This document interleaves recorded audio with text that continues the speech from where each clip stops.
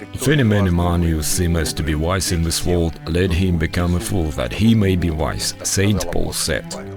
I am Valery Fadeev, and this is my series Transforming Humanism on overcoming the global political and cultural crisis.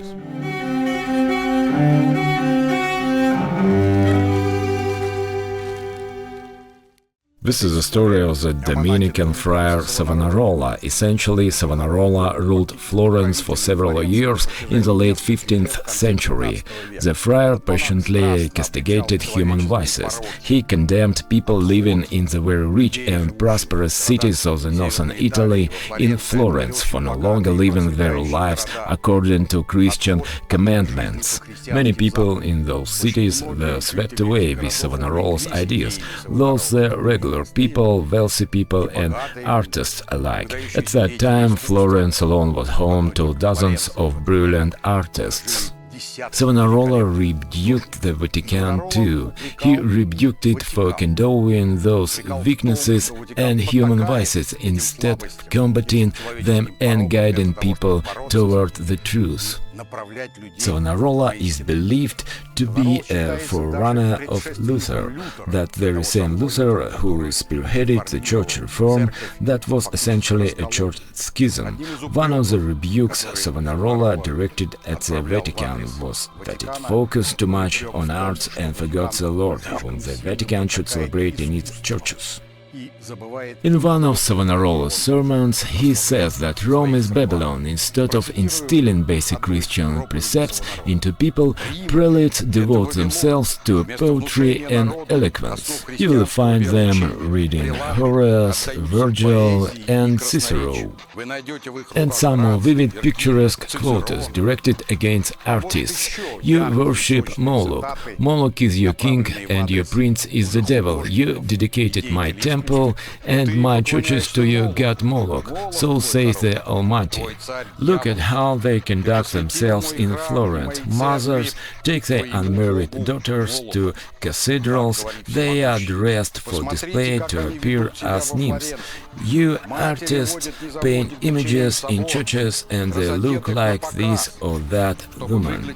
You artists are doing great misdeeds. You bring worldly vanity into the church. Churches are now awash in demonstrate pictures of such art in pomp and its decoration so that it would lead people away from the light of God and true contemplation, so that people would no longer think about God and would think instead of art. Churches are as richly decked on the outside with rugs and organs as they are poor on the inside in the service to God. The artist Botticelli was one of Savonarola's admirers. He went down in the history of art primarily as the author of pagan-themed paintings. The Birth of Venus, Venus and Mars, Spring. Botticelli is claimed to have known Savonarola well. He imbibed Savonarola's ideas directly from the friar. Under Savonarola's influence, Botticelli abandoned his pagan subjects and began painting various images of the Madonna, and it would have been nice and well. We know dozens of beautiful paintings of the Virgin Mary, but Botticelli was no good at painting Our Lady. His talent lay elsewhere. He was really good at painting Venuses and nymphs. И тут возникает вопрос. And here we have a conundrum. If Botticelli is a great artist and his talent is certainly a gift from God, is it not a sin to suppress his talent even in the service of the most pious theory? Could the incredible beauty created by thousands of masters in Florence and other Italian cities be deemed impious and sentenced to be destroyed? Is it not a greater sin than creating beauty that may be not quite canonical?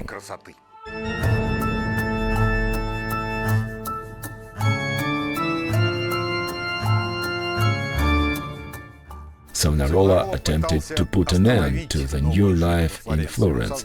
He formed squads of children and teens who sneaked around Florence's houses, sought out unworthy artworks, books that should not be read, took them to the city's central square and burned them.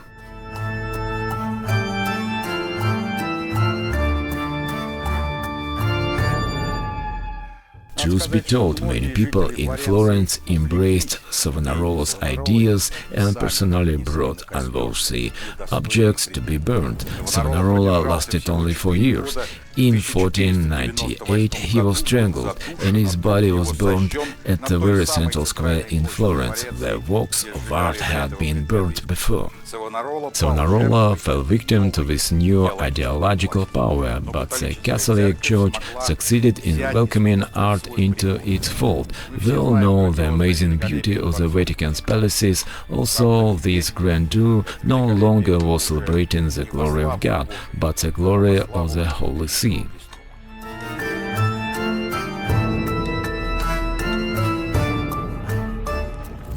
Persecution of the great scientist Galileo Galilei was the most vivid example of the obscurantist quote-unquote Catholic Church fighting against science, and yet it moves is a phrase everybody knows.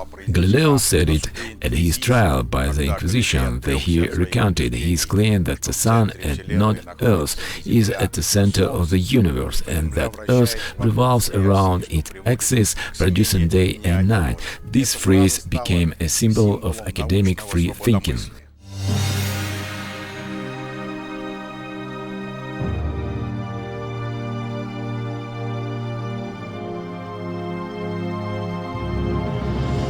Galileo was not the first person to propose the heliocentric concept. The trailblazer here was Nicolaus Copernicus in 1543. In the early 17th century, Galileo drew the same conclusions. It is important to notice that discussions of the heliocentric system were not limited to some narrow circles. On the contrary, the issue was debated widely and vigorously. Most scientists in those days were monastics, and some of them supported the heliocentric system while others were against it. That produced a major confusion in the Catholic world, that was at that point going through a schism and religious wars. The question took on ideological and even political dimensions.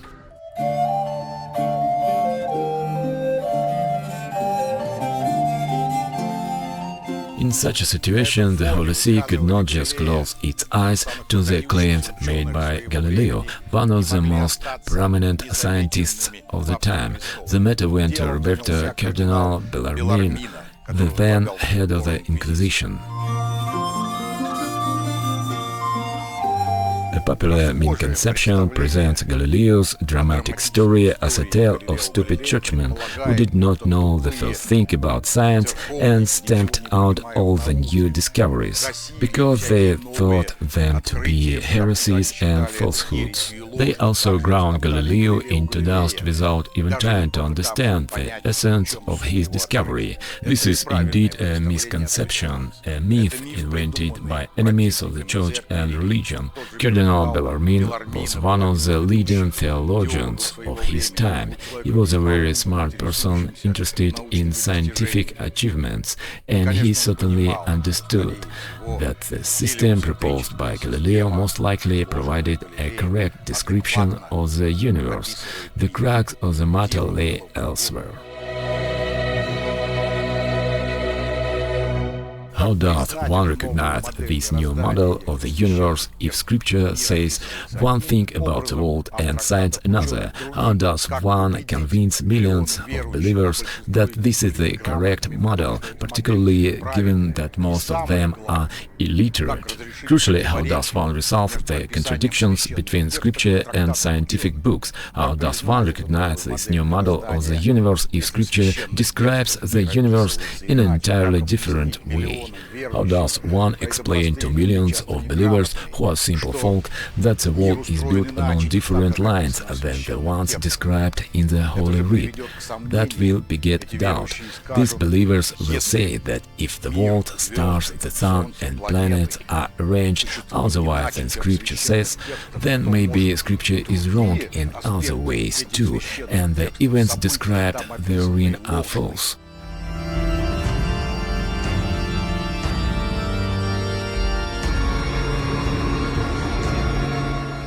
The Holy See began to seek a compromise with Galileo.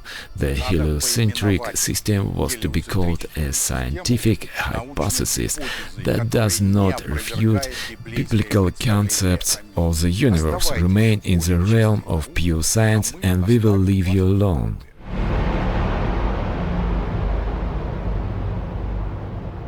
Roberto Cardinal Bellarmino wrote to one of Galileo's supporters, "I say that it seems to me that your reverence and Galileo did prudently to content yourself with speaking hypothetically and not absolutely. For to say that, assuming the earth moves and the sun stands still, all the appearances are saved better than with eccentrics and epicycles is to speak well. There is no danger in this. But to want to affirm that the sun really is fixed in the center of the heavens and only revolves around itself, i.e. turns upon its axis without traveling from east to west, and that the Earth is situated in the third sphere and revolves with great speed around the Sun, is a very dangerous thing, by injuring our holy faith and rendering the Holy Scriptures false."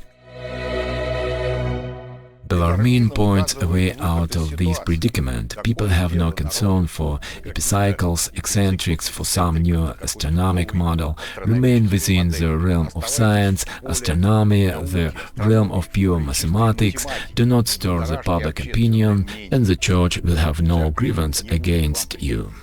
Galileo did not agree to the compromise, and the cogwheels of the Inquisition's machine were set into motion.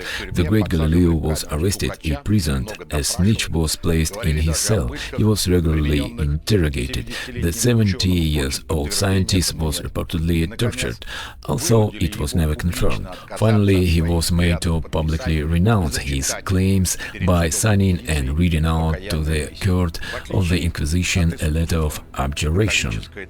The Catholic Church back then failed to find a way to interact with science as it did with art. Only much later will literate people become truly educated, and their mind will be able to combine science and religion, scientific knowledge of nature and divine truths. Of course, there are fewer believers now than in the Middle Ages, but there are still many of them. There are still millions, both in the West and in Russia. There are scientists who are also true believers, although there certainly are scientists who reject religious principles.